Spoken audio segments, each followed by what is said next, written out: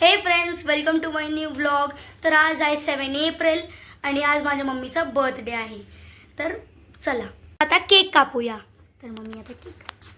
Happy birthday to you, happy birthday to you, happy birthday dear mummy, happy birthday to you. आता मी खाणार cake.